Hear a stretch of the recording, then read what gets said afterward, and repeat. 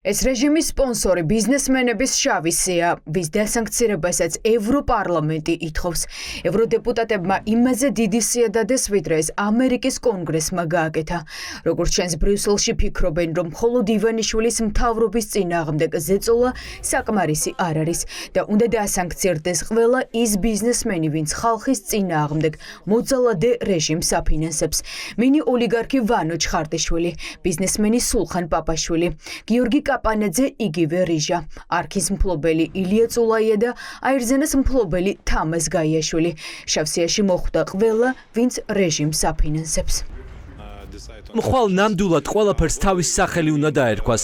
ხელისუფლება, რომელიც შექმნილია დემოკრატიული პრინციპების დარღვევით, ჩვენ ამ რეზოლუციაში გვაქვს ასეთი წინადადება, რომ ამ იერიდან საქართველოს განვიხილოთ მიტაცებულ სახელმწიფოდ, რომელიც მიტაცებულია ივანიშვილის მიერ, ეს არის ერთპარტიული პარლამენტი, არ ცნობს პლურალისტური დემოკრატიის ცნებას.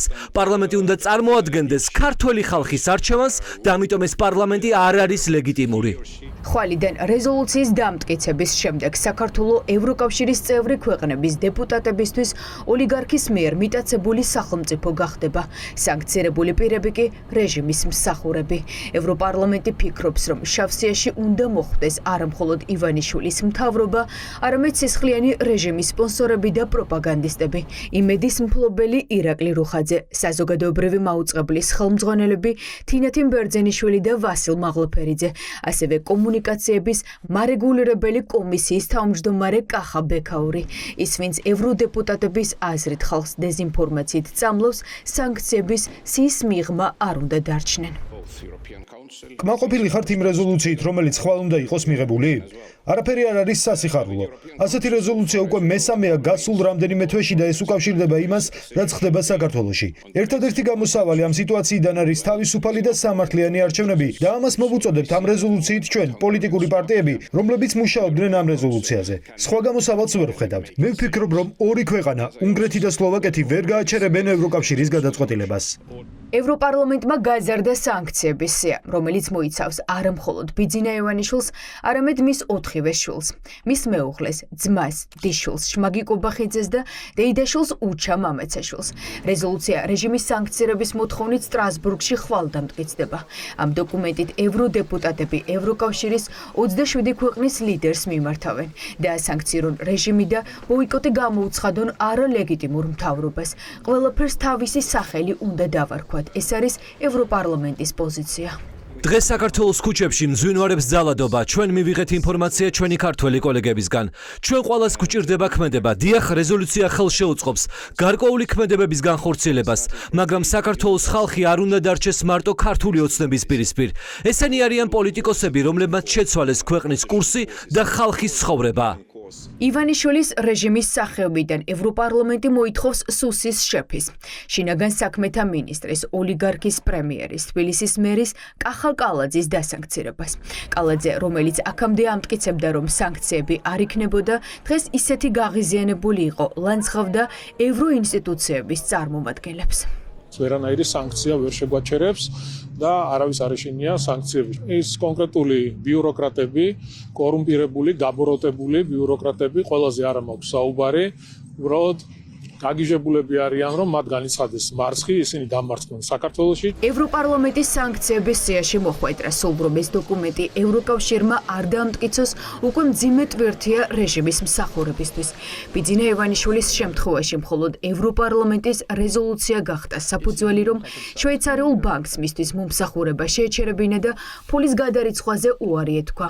იმ დროს, როდესაც საქართველოში მოქმედი რეჟიმის პირველი პირები ასეთი სანქციების ქვეშ ექცევიან, ეს უკვე უდიდესი დარტყმა, ფიქრობს ბიზნესი. სრული კატასტროფა, რა გითხრათ, ეს არის სრული კატასტროფა ქვეყნისთვის, როდესაც ეროვნული ბანკის პრეზიდენტი განიხილება სანქციების დადებაზეც არ არის. თვითონის საკითხი, რომ განიხილება, თქვათ, ევროკავშირში და ზოგადად ჩვენ სტრატეგიულ პარტნიორებში აი ეს თემა წარმოუდგენელი მე ვიტყოდი შედეგების მომტანი იქნება, როგორც აქ მარტო ეროვნულ ბანკზე არ არის, აქ არის ქვეყნის ეკონომიკაზე. მათ პრობლემები შეექმნებათ თავის ბიზნესში, თავის საქმიანობაში, ყველანაირი პრობლემები შეექმნებათ, ანუ მათ შორის რაღაც ეტაპზე მათ ოჯახის წევრებს აეკრძალებათ მიმოსვლა და ჩვენ გვინახავს სხვა ქვეყნებში დასანქცირებული ბიზნესმენები სამწუხაროდ საქართველოში წვედავთ, არავის არ გვინდოდა ეს, მაგრამ ეს მათ გადაწყვიტეს, ხო? გადამწყვეტი რეზოლუციის დამტკიცების წინ ევროპარლამენტარები ოპოზიციის ლიდერებს შეხვდნენ. ნიკა გვარამიამ და ზურა ჯაფარიძემ რეჟიმის იმ მსახურებზე ილაპარაკეს, ვინც ბიძინა ივანიშვილს ძალაუფლების შენარჩუნებაში ეხმარება. ჟურნალისტ მზია ამაღლობელის დაკავებაში მონაწილე ბათუმის პოლიციის უფროსი ირაკლი დგებუაძის და აჭარის პოლიციის უფროსის გრიგოლ ბესელიას ფოტოები დღეს ევროპარლამენტში გამოფინეს.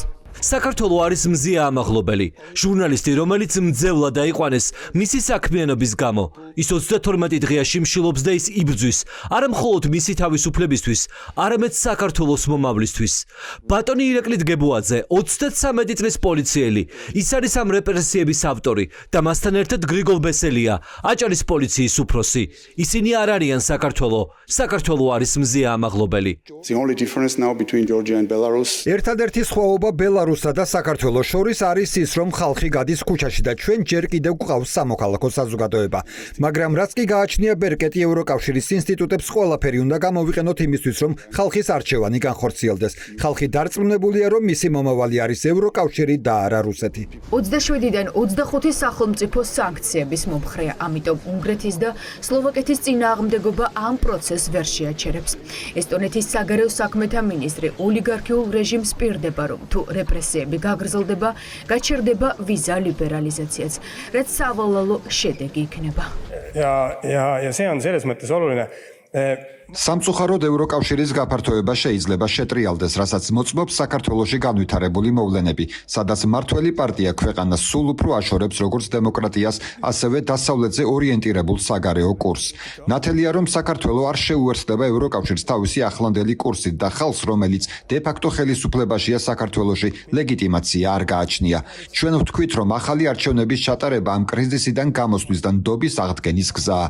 თუ საქართველოს ხელისუფლება გააგრძელებს ძალადობის გამოყენებას, ჩვენ მზად ვართ გავაგრძელოთ სანქციების გამკაცრება, მათ შორის გავაუქმოთ უვიზო მიმოსვლა. ევროპარლამენტის რეზოლუცია უკვე მზად არის. არ არის გამორიცხული სიას მეტი დასასანქცირებელი პირის სახელი შეემატოს და დამტკიცდეს ყველაზე მასშტაბური რეზოლუცია, რომელიც საქართველოს შესახებ ოდესმე მიუღიათ.